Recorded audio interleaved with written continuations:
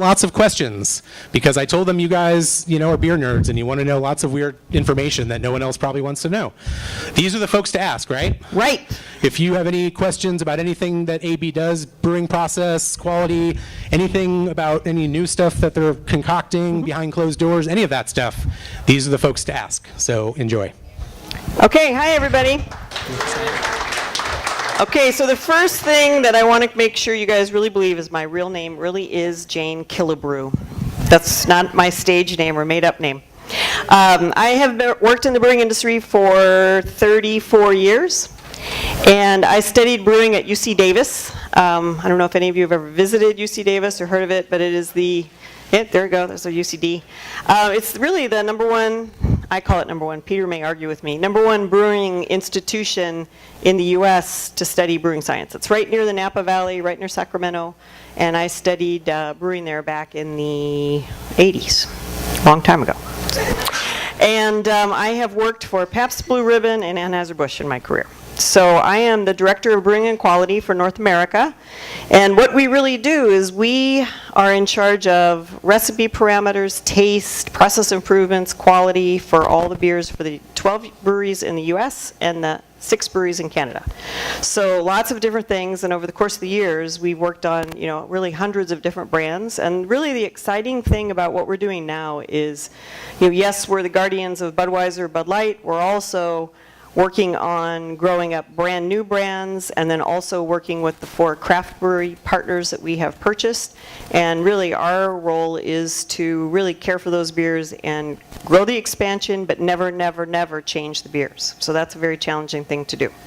So we're going to start, I also need to introduce Peter Wolf, who's hiding in the back corner here. Peter is one of our more recent hires at Anheuser Busch. He studied brewing as well at Oregon State, and he is really our resident hop expert. So he did his master's thesis on hop chemistry, hop science, so he knows everything in the world there is to know about hops. So we're going to focus on hops when we talk about our conversation today, and we love questions, so feel free to chime in and ask any questions you want, okay? So first and foremost, we're going to have Peter give a little talk and update on hops, and what I'm going to do is pass some hops around. These are what we call growers samples.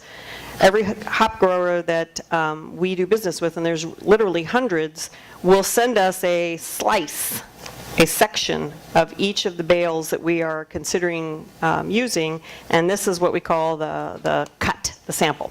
So these are wrapped in this funky paper, but it really allows you to really experience a hop that is very, very fresh and gives you an idea of what they smell like.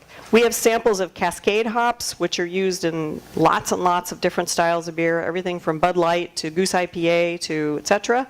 And we also have a sample of, what's the other one, Peter? You have to yell loud. Golding, English Golding. Right.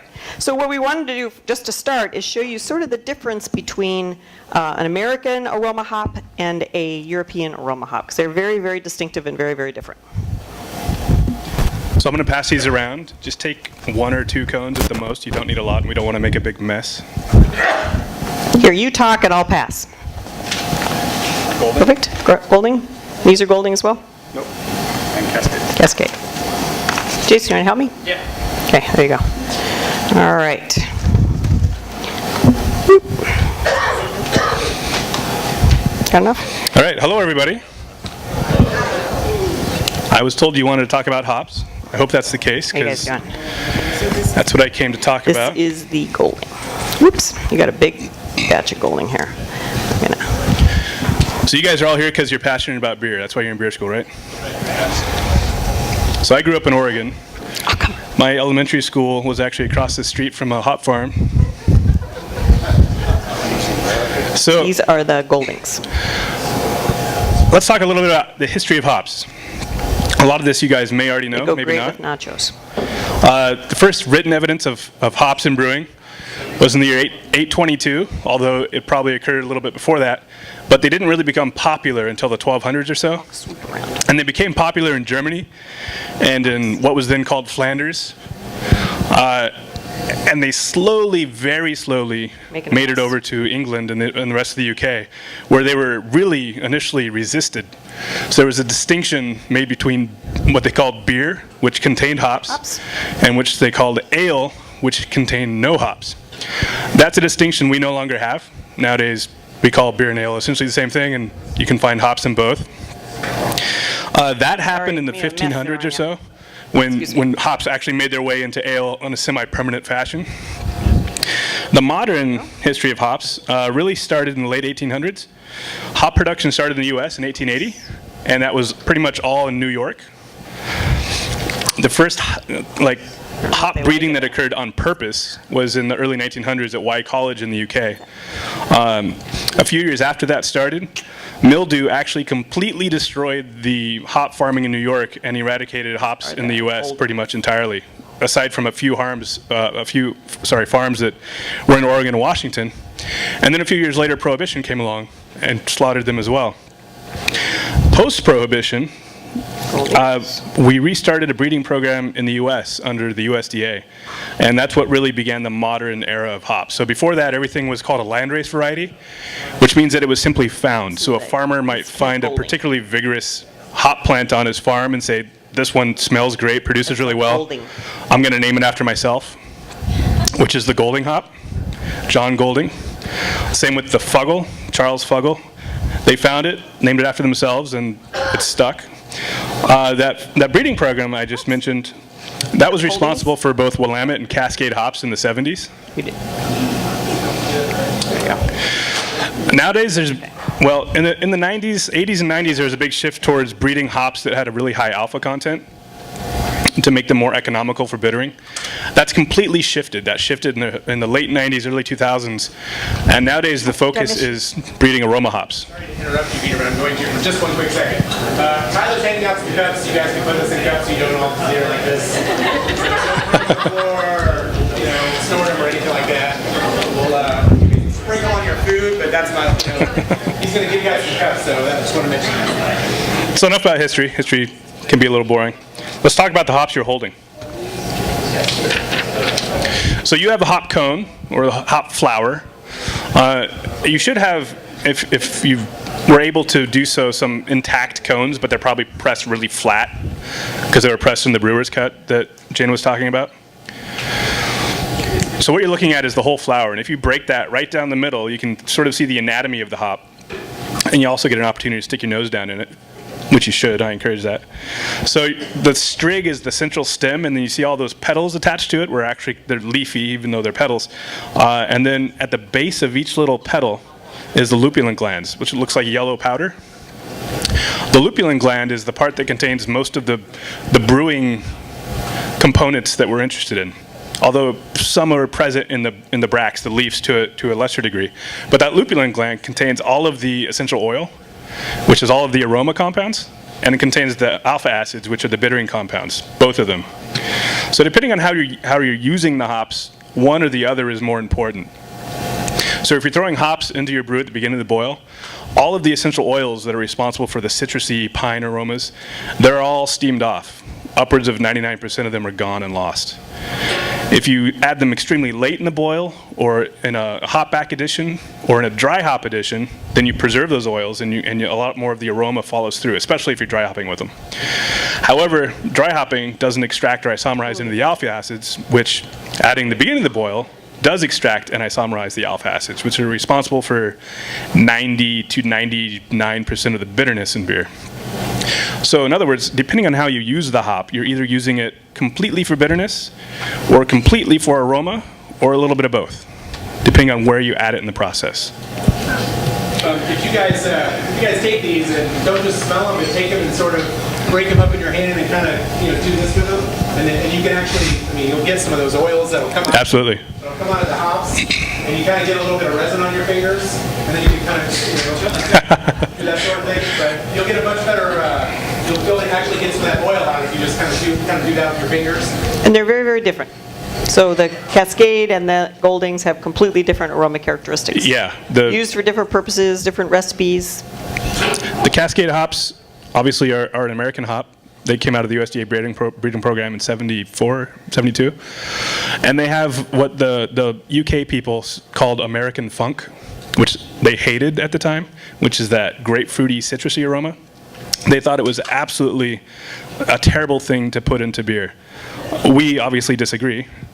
The Golding hop, the other one that you have, is a classic English aroma hop. It doesn't have any real citrus flavor, at least none that comes through in the beer, but it has a nice, spicy, herbal, earthy aroma to it.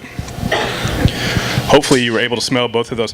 When we're out in the field, we actually take a bunch of them and grind them up between our palms really intensely and then stick our whole face down in there, and we're covered in hops by the end of the day, but for the interest of their floors, we probably should just break them gently apart, keep them in the cups here. So I could talk for hours about hops, but do you guys have any questions about anything I've said or any other random? Yeah, go ahead. You use the flowers or you use pellets? We use both. For most of our kettle editions, Anheuser Busch actually used cones a lot later than most other breweries. They were using them up until 2007. But for kettle editions, we've switched over completely to pellets. We still use cones in some other limited parts of the brewing process. Actually, most craft brewers have moved 100% to pellets, even before we did. So, does that answer your question? Yeah, one of the big advantages of pellets is that hops are a very perishable product. You pick them on the vine, and it's actually a bine, not a vine. It is a bine. It's a bine because actually the stem coils, not the tendrils, so it's a vine. And they're very herbal and very fresh, but very rapidly after that, any heat and any oxygen will start making them turn what we call cheesy, which gives it an odd kind of sulfury compound. So the whole objective is to get the hops processed, stored in the absence of oxygen, and cold as quickly as possible. So when you pelletize, you can actually do that process very rapidly and then vacuum seal them and then store them really basically frozen, and then the hop quality, the aroma characteristics and bitterness characteristics will not progress to that cheesy phase. When they're cones and they're in a burlap bale, there's always oxygen present, and it's very, very difficult to stop that staling process. So there's some real advantages to using the pellets. And there was some resistance, in the craft community towards using whole cones, using pellets. But actually, they've all switched because they realize that the pellets keep them closer to what they are in the field of fresh hop. Okay, we have one more question, I think. When you get the bale, the hop, the bale, and you just saw, do you know the alpha acid, beta acid content of that? Yep, we will know that, and then as we pelletize, we will understand exactly what the alpha acid content is of those hops. And when we are calculating by lot number, so when we're calculating how many hops to add per barrel, it's not about the pounds of hops you add, it's about the pounds of alpha acid you add. So we have a whole system that allows us to make sure we're adding the exact amount every time. Yeah, question? Is there any beverage you guys make besides beer these hops, like a cider or a limerita or something? Limerita, it is a beer, and there is a small amount of hops in there. Cider, we do not, but we have played around with hopped ciders, which have a really interesting taste characteristics. What we did is we dry hopped some cider on hops, and it actually ended up tasting very much almost like a Sauvignon Blanc. So it's got that kind of peppery, herbal, spicy. So it was an interesting experiment, and who knows, we may. You never know where those ideas end up eventually. Yep. Are there certain varieties of hops that aren't available to American brewers? Oh, there are. I mean, I guess you can get anything if you want to pay for it, but the bottom line is there's certain kinds of hops that don't grow well in the United States. There's certain kinds of hops that if you don't want to pay for, that we can't grow here because there's royalties and all kinds of interesting things in Germany where you can't have a rootstock of a Hercules hop to grow in the United States, for example. But most of the time, brewers are selecting by attributes, and if you really want to get that attribute, then you can. But again, it's about supply and demand. Yes. Yeah. When you hear about the hop shortage and that there's going to be, contracts not Yep. how do you see that affecting, the larger brewery versus? Yeah, that's a really interesting question because I had this big debate with someone the other day where they're talking about, Anheuser Busch is probably hoarding hops. And I'm like, well, no, we're not hoarders. But we do buy things on futures. So we're not buying hops that we're going to be harvested this August and September to use necessarily next year. We buy a lot of hops on futures, especially bittering varieties that are very stable. But with that said, you know, the growing segments, Goose IPA, things of that nature, we are in the same predicament that anyone else is, that certain varieties, Centennial, for example, is in very, very tight supply. So we work very diligently to understand, you know, who the growers are. We work with growers. We actually have a hop farm in Idaho. We started to plant some of those varieties so we can ensure supply ourselves. So of those really unique select varieties, there is definitely a you know, growing segment in the beer market, and hops are going to become very much a premium. So it's a lot about planning. A lot about planning. Yeah. What beer are we sampling right now? Well, do I have a beer? We do. Let's talk about the beer. Okay. Too many questions about hops, right? Okay. On to the beer. So this beer is one of my very favorite projects that we've worked on. This beer is Faust. And this recipe is originally from 1884, I believe is the year.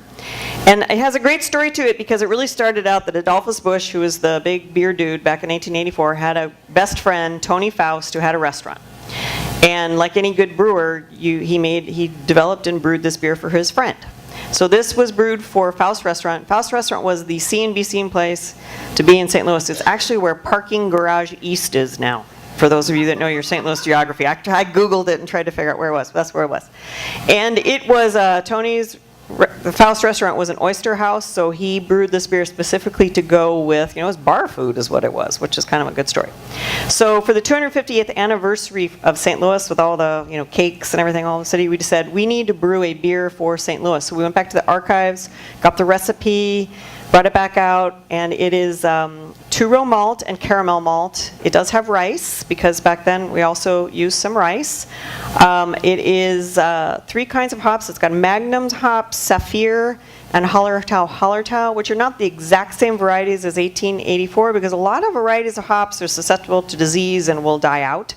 But these are very, very close to those varieties. But we decided, since hops are so critical right now to the taste palate of the beer consumer, we actually dry hopped this as well on Hallertau. So this is a 32 IBU, those 3 varieties of hops, Magnum, Hallertau, and Saphir, and a really nice caramel, 5.5 ABV. It's the first beer sip I've had today, so it's perfect, right? Okay, so what do you guys think of the beer?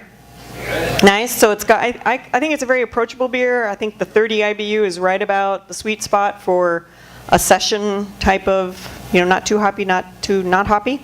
I think the caramel body carries the hops really well, and it's St. Louis only. So you can only get this on draft, and you can only get it in the St. Louis area. So we brewed it specifically for St. Louis, specifically for the anniversary. And if everyone likes it, we hope it stays. Right?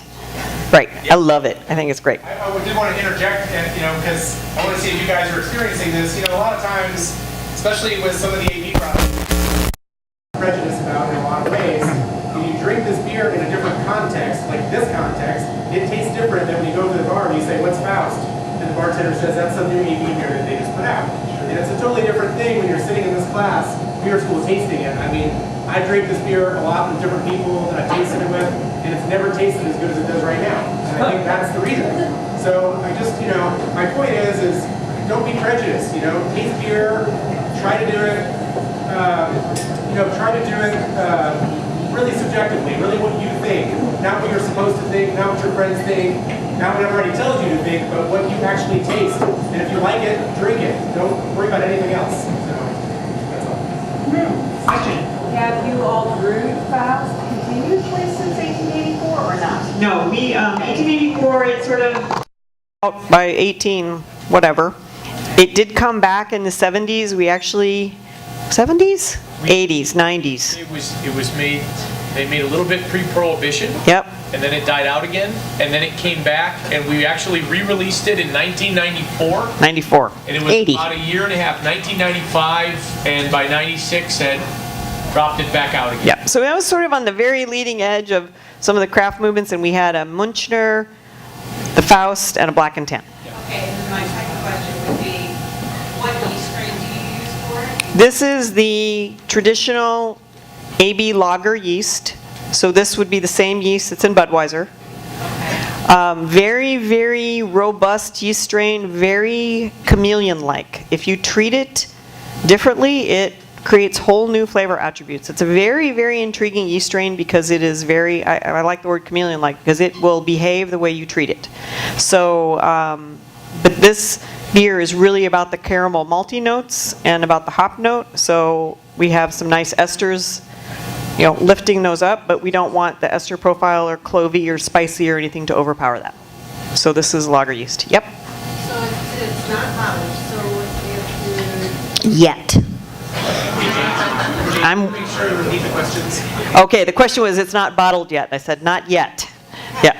We go to some pubs that they only have AB beers, but they don't have... They don't have this yet. Right now, it's just on draft. It's doing well. I think it was the dial 1-800-BUD, right? What is it? 1-800-DIAL-BUD? And tell people you love Faust, and we'll get a movement going. Okay? Because I love this beer. I think it's great beer. Okay. Any other questions? Yes. Would it be remotely possible to, say, start a hop farm in Minnesota if you had land up there? That's a good question. So the question is, can you start a hop farm in Minnesota? I get this question all the time, amazingly. And hops are an interesting plant. They like to grow right at a certain parallel in the world. So it's right up Idaho, Yakima, Washington, and so on. It needs warm days, cool nights. It does not like humidity because hop plants are attacked by all kinds of mildew. And a hop plant is very fragile. And hail, wind, can wipe out your entire crop. So you can't, there's a hop farm in Missouri, there's hop farms places, but it is not optimum hop growing country. We do grow hops for fun up in our Merrimack brewery and things like that, but the yield is low because it's very cool, and the disease and weather threat is high. So don't invest your life savings in a hop farm in Minnesota is all I have to say, okay? That's my advice. Yeah, question. You all grow hops up in Cooperstown? Pardon me? Cooperstown. Somebody mentioned that they thought that AB had a hop property in Cooperstown. No, we do not have a hop property in Cooperstown. We have hop properties in Idaho, which is right up near Bonners Ferry, so it's right on the Canadian border. We have a hop farm in the Hallertau region of Germany, and we have a very small hop farm in Argentina, and that's where we source our hops. Now, there are specialty hop growers that some of our craft partners may be sourcing hops from Cooperstown, but I'm not sure exactly what the details are. If that may be what, if that's a reference, that could be possibly what it is. Cooperstown, interesting, New York was a huge hop growing region, and it got completely wiped out by disease. So it was a great hop growing region back, 1900s, 1910, 1920, etc. And it got completely wiped out by disease. Yeah. Yep. I think we had a brewery that used exclusively like hop essential oils. What's your opinion on just using oils? Just the oils. I think that when you come down to what you want in the beer, you don't want the leaf matter. You don't want the stem. You want the oil, okay? But the tricky part of a hop oil is extracting the oil, you lose a lot of things. Where if you're adding hop pellets, you don't risk losing those things. So I think it's a very tricky business. I also think it may take some of the romance out of making beer. I kind of like the romance in the beer. So I think they add some interesting top notes, attributes, when you're really seeking a very unique aroma characteristic. But I would say that my preference would be to always balance that with a natural hop product as well. Yep. Heard a rumor about a microbrewery coming to the stadium, maybe a pumpkin peach ale. A pumpkin peach ale. Well, we love pumpkin peach ale. We love all beers, okay? That's an interesting ad campaign. We all sort of swallowed hard when we saw that. And we said, oh, yeah, okay. But, I think the most interesting response I got on that whole ad campaign, and, I don't work on one brand. I work on hundreds of brands, okay? So I love Budweiser. It's the hardest beer we make. Most difficult beer to brew for us to make. I also love Faust and Goose Island IPA and so on and so on. But I think what we really found is that we allowed people to tell our story for us, and I think we finally, we have a very bold marketing VP, and I think he finally said, enough of that, I'm not going to take that anymore. Okay? The microbreweries, we love them, and they understand too. Okay? The microbreweries we're working on all kinds of projects. I don't know if that is one of the specific ones, but I think local, fun, micro, where people can touch, feel, experience their beer is definitely in our future. Okay? Next beer. You going to talk about this one, Mark? Yeah, sure can. So this is Mark Yoakum. He is yet another brewer in our team. Here's a microphone. Got it. And May be able to hear he me works now. on all the raw materials, and he's going to talk you through the next beer. Okay. Anybody recognize this one? Have we told them what it is yet? No? Sorry? Secret beer. No, it's not secret beer. What do you guys smell? I heard champagne. That's actually a pretty interesting description. What else? A little floral lemony. Floral lemony. Very good. You're heading down the right path. Talk about it. Okay, this is Sophie from Goose Island. And a couple things to talk about this process. So, does anybody know much about Sophie? I do. I know you do. So, before you go any further, just to see, since I didn't know we were going to be tasting this for sure, I would have asked earlier. Well, we didn't have the Randall, so we thought we better bring in something more exciting. Good. I was just going to see how many people in the room have had Sophie before. I'm sure a far majority of the room. So, good. All right. Very cool. How many people have never had Sophie until now? Okay. Just a little perspective.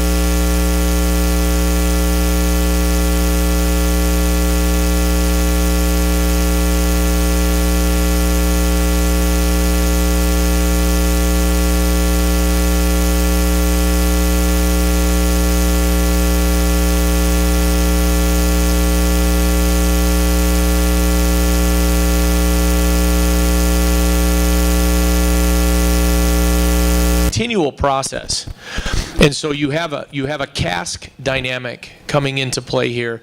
Now the hops that are chosen for Sophie are Amarillo, and so for those that know something about the hops for Amarillo, is Amarillo can have kind of a catty character to it, but you don't get that dominant note, and so the trick here is to be able to pick a hop that's going to balance well with that citrus.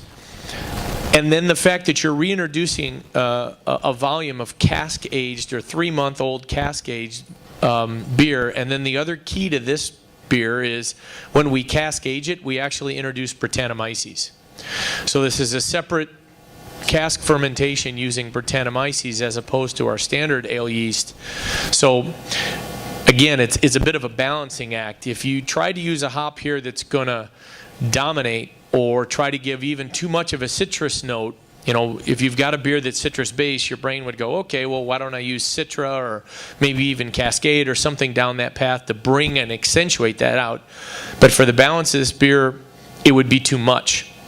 And especially if you're reintroducing that cast aged using the fresh orange peel, it swings it too far to the left. Or too far to the right, I guess it would be, whichever direction you want to pick. So this is Sophie, a great beer that balances tremendously well. It is a little acidic. I heard the champagne comment out there.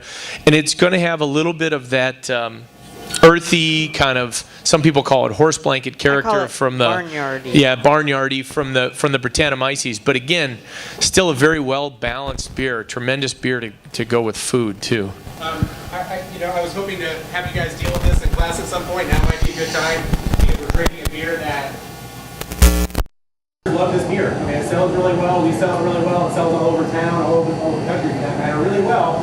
And so I was hoping that you guys could maybe talk about and try to dispel the myth that I hear every day from my customers, not specifically people in this room, but some people maybe, that whenever AB buys, a brand, they change everything and make it cheaper and it doesn't taste the same.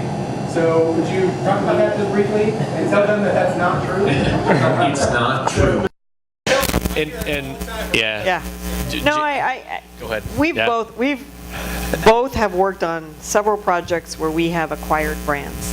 And honestly and truly, those are the hardest projects we have, because if we say, all right, we want to go create Faust, well, you guys weren't here in 1884. You don't know what Faust tastes like. So I can brew a great beer. It tastes wonderful. Everyone's happy. But when you acquire a great brand like Goose Island, we are now the guardians of that brand, and our job is to keep it the same.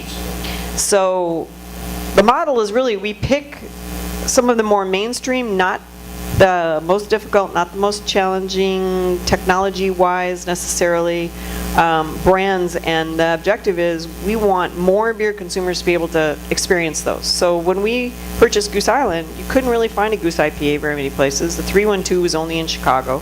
They're great beers. So we took those mainstream beers and we moved those to some of our bigger breweries under the supervision of Brett Porter, who is the pickiest brewmaster I've ever worked with in my life, okay? And his approval is what released the beer, not my approval. So, I'm in charge of brewing for North America, but the brewmaster in Goose Island was definitely in charge of that project, not me. The brands like Sophie, which have the Brettanomyces, which has a lot of contamination potential, hand peeling oranges, etc., we leave those at Goose Island, and they make those beers. They make all the Bourbon County Stout, they make all the Sophie, and there's a time and place where we may say we want to scale those up, but again, we'll follow that same process. It's also allowed them to create all kinds of different bourbon counties, coffee age, cherry age, so on, where they never had the capacity to do that before because their brewery was full of 312. So we let them do the super out there creative. We grow and nurture the mainstream so more people can experience those and learn to love and understand those brands, and we think it's a great partnership and a great synergy. Yeah, question in the back. Sophie costs a whole lot more. A lot. We have to hand peel oranges and stuff them in a barrel. Okay, so it is a very, very expensive beer to make. It will always be a very expensive beer to make. We never want to change that because we want it to stay the same. Right. It's a very handmade, labor-intensive. I mean, I have videotape of one of my good friends there stuffing oranges in the barrel, and that's what he does. Yeah. Yeah. Question.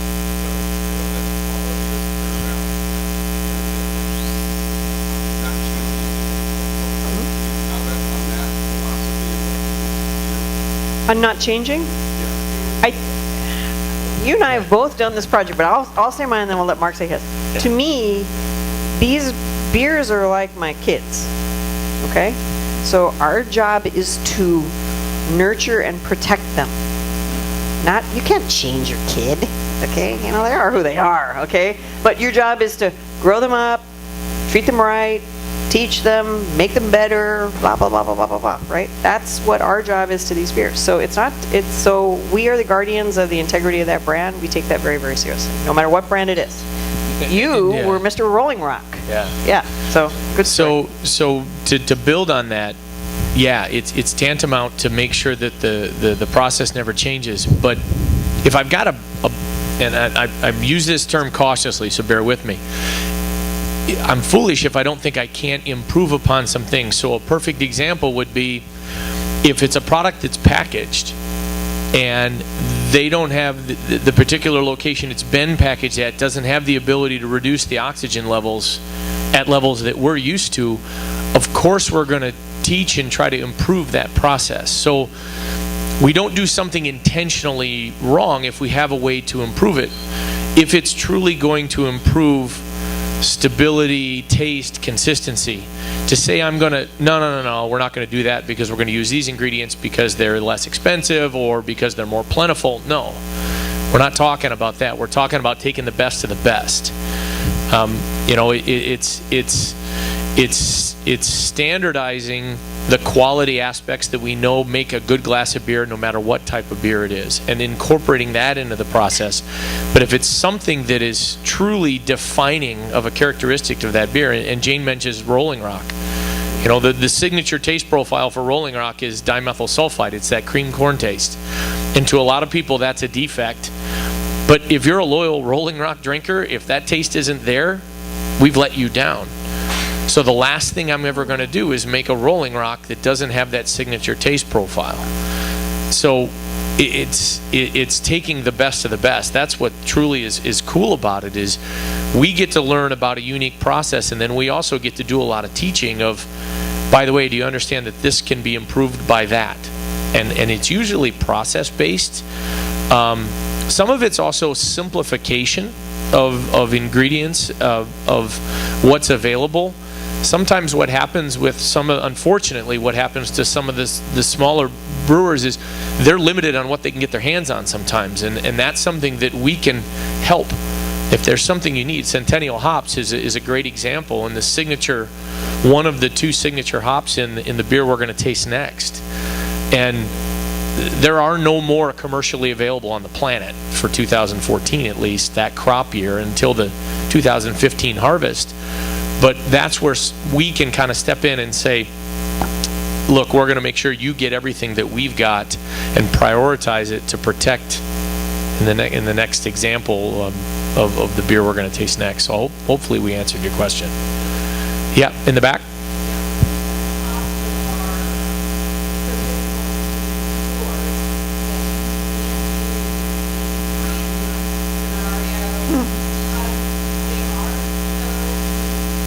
Yes, I have a Yeah. I have a signature statement for this. Yeah. Don't I, Peter? We could, Okay. Peter and I could recite this very You guys easily. could recite the Jane quotes. I tell people, do not fall in love with something you can't have. Okay? So you can design a perfect beer, but if you can't find enough of those hops then you have created nothing, right? So yeah, we have an entire hop steering committee that involves our chief hop buyer. I call him the Prince of Bavaria because his name is Willie yeah. Buchholzer. He's like a 5th generation Busch descendant that manages all of our hop purchasing for the globe. Nicest man in the universe. I might have married him at Oktoberfest once. Yes, but I'm not sure. I think more than Okay. once, actually. Shit happens, you know? And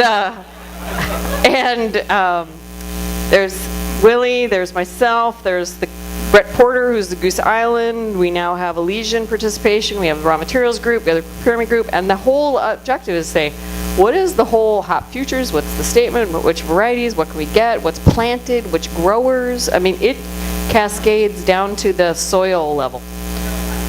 No pun intended. So it's a very real thing, because you really have to be careful that you are designing beers that you can, if the objective is to grow them, you certainly don't want to grow something that you can't have, right? So it's important. I'm going to put in a... Yeah. Right. Absolutely. Right. Right. Correct. And so when literally when people say, oh my gosh, you're hoarding all the hops, we have to scratch tooth and nail like everybody else to get the right kind of hops, because our scale is a little bit different, and it's tough out there right now in the hop world. So it's, yeah, a lot different. But it's good. I'm going to put a plug in too for one piece of the puzzle. Is we're actively, and Jane touched on it briefly, but from a breeding program, and we're very actively involved with the public breeding program for the U.S. So we try to help make sure that part of our job is to be a steward of the industry, not just to serve our needs, but to make sure that we're helping to support the development of experimental varieties, and making sure that they find a place. By the way, they have in the another beer market. in their hand. They do? Yeah, I they don't. do. So do you. Oh, there we go. So we need to make sure they start tasting IPA soon. Yep. Okay. I was going to ask something just really quickly. I've been in class in the past where other brewers have talked about sourcing hops. These guys aren't the only ones that are buying hops that they're going to be using, 5 and 8 years down the road. Every small brewery around that is doing any kind of production to speak of really at all, they're all putting in contracts for hops for the next 5 years too. So it's not, these guys say that they're, purchasing hops for the next 10 years. So is Four Hands, for instance, and so is Schlafly and all these other guys. It's not just these guys, so it's not really how it works. Hops are, what they're talking about is so important that every brewery right now has to do the same thing or else they don't get anything. So one more question on this one, and that is that AB being an international company, InBev, do you actually look for real estate throughout the world for the terroir of the different hops that you want to grow or utilize? We haven't made plans that I'm aware of to grow farming acreage that we own, but it's more through the contracts of the growers that we partner with and have long-term contracts with. So we have, one of the largest hop farms, as Jane mentioned, in Idaho, over 1,700 acres dedicated for our hops and our brewing partners. They have a Goose IPA. Yeah. She asked a question. I want to answer her question. Okay. I tease them all the time. But we don't necessarily go out and try to purchase acres ourselves. It's more about through the partnerships of the farmers and the growers that we use. If that makes sense. Okay, Goose IPA. Okay, guess what beer this Well, is? see what happens is I was given instructions that if once they hand people beers, then the beer's all gone. Okay. They're talking about the beer, and no one has the beer, right? So this next beer that you've already started to enjoy. This is Goose IPA. So one of the fastest growing IPAs in the U.S. It's probably my favorite IPA that's out there right now. I think it's just a tremendously well-balanced beer. Fastest growing IPA in the U.S. Is it really? Yes. Outstanding. We like that. So from a flavor and balance standpoint, certainly up front you get just a wonderful balance of bouquet, not overdriven by Cascade hops, but there certainly is about half of this is Cascade on the dry hop note. There's still that nice malty, nutty character to it as you get into the beer, and then certainly you finish with what I consider one of the cleanest, bitter linger that's out there for an IPA that you want in that signature. So the hops that we use on this is the boil or start a boil. We use Pilgrim as the primary bittering hop. We're using Styrian Gold, which really we call Solea, right? It's our Solea hops, along with it's Cascade in the late edition, and then the dry hopping is driven half by Cascade and half by our favorite hop, Centennial. Centennial, that do not fall in love with something you can't have hop. Right. Yep. I think when people who don't brew, how many of you guys home brew or have or? Yeah, so I think most people who have brewed a beer understand, even if you only brew one, understand that it's cooking, right? And just like any great sauce, you have to have complexity in the ingredients, and I think that's what an IPA demonstrates so well, is that you need to have different hops added at different times to add different taste attributes to the beer. And I think that this is a perfectly balanced IPA because you get aroma, bitterness, complexity, roundness. It adds a lot of body to the beer. So it's a pretty nice beer. What do you guys think of the Goose IPA? Okay, so this is one of the brands that we were talking about earlier, that we took the brand. It was fairly small. It was volume restricted. They could not make enough. We really couldn't grow it because we were trying to balance this with all other brands. This one has moved to 2 of our breweries in the U.S., so it's made in Baldwinsville, New York, and in Fort Collins, Colorado. Big breweries have different infrastructure. Part of the job of a brewery at AB is to make Budweiser is to remove things. You remove protein, you remove aroma, because we don't want sulfur compounds, etc. So what we found on this is in order to match the flavor profile of Goose IPA that we made in small brewery, we actually have to add about twice as many hops. So when you say, do we make things cheaper? No, we actually had to double the hop addition to copy the hop characteristics and aroma. Now, are we trying to figure out how to do it a different way? Absolutely, okay? But the bottom line is flavor match is the law. It's a law. Question? Why is Fort Collins, Colorado such a beer town? That's a good question, because I actually worked there when we started the brewery up. What was the question? Why is Fort Collins, Colorado such a beer town? And, you know, I worked in Fort Collins when we built the brewery. So there was no brewery, there was no microbrewery, there was no. The only other brewery in the entire state was like Coors Golden. And in that time, I think what happened is the GABF is right there. Great American Beer Festival has always been in Denver. So it starts this whole beer society, culture, etc. You know, this whole awareness of beer styles grew, and then it became I think the GABF grew the industry rather than the other way around. So that's my opinion, because when I lived there, there was 2 breweries. One was Golden, one was AB, and that was about it. Interesting philosophy. Good question.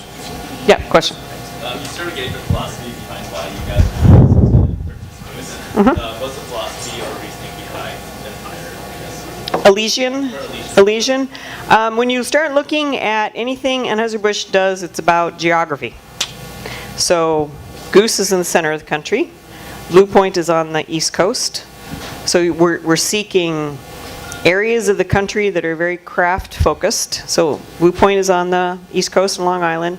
West Coast is totally growing, so we now have one in Oregon and one in Seattle. So Elysian is in Seattle, 10 Barrel is in Oregon. So you see, geography-wise, we're covering the map. It's a pretty good plan. I'm from California, though, so I think we've got to step it up, okay? We need a California one in there. Yeah. Other questions? Okay, what's our next beer? I don't have it in my hand, so I'm not allowed to talk about it yet. So you guys need to ask me some more questions. Oh, we do. Okay, Peter's going to talk about this one. Peter the Hophead is going to talk about, this is the new secret beer.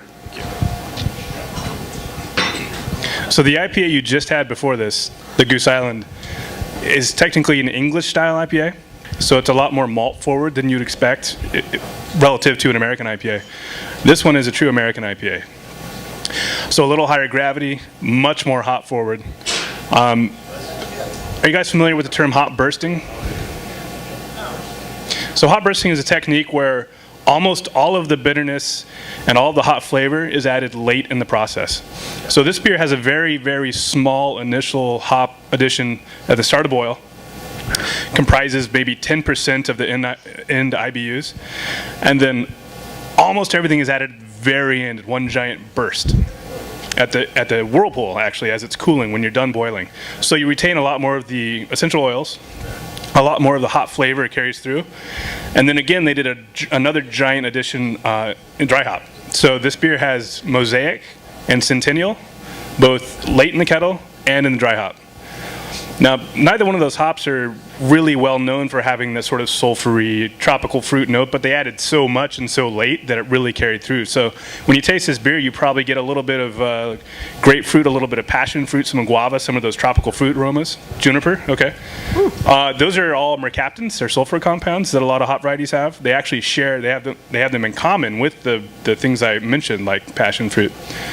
Not all hops have a high mercaptan content. European varieties, the noble aroma varieties, really don't have any. That's the major difference between the American and the European varieties. So when you smell this one, it really jumps out at you, right? It's really sulfury, but not matchstick sulfury, like tropical fruit sulfury. I think it's a great beer. They said you can't get it here, which is true, but you might be able to someday. This beer reminds me of Colorado. It's the same. Yep. Smell it, taste it. So this is Elysian out of Seattle. So IBUs, Peter? I can't remember. Does anyone want to guess? Should we run a pool? 108. 108. I don't think it's that high. I want to say it's 65. I want to say 70. So there's an interesting relationship between hop aroma and IBUs. And it really has to do with what I was talking about when we started discussing some hop chemistry, where you use it in the process. So if you add everything at the beginning of the boil, you have almost no aroma, really high IBUs. If you do hop bursting, where you add everything towards the end, you get a ton of aroma, and IBUs are lowered quite a bit. So the fact that this beer has a pretty high IBU rating, but almost all the hops were added very late, means that you're getting a ton of aroma carrying through into the final beer. And the bitterness is relatively low for the IBU number. 70. Eldorado? 70. Mosaic and Centennial. Bottle says Eldorado too. Does it really? Yeah, it does. What's it? El Dorado. Yeah, El Dorado is also. One of the late. Yeah, late editions.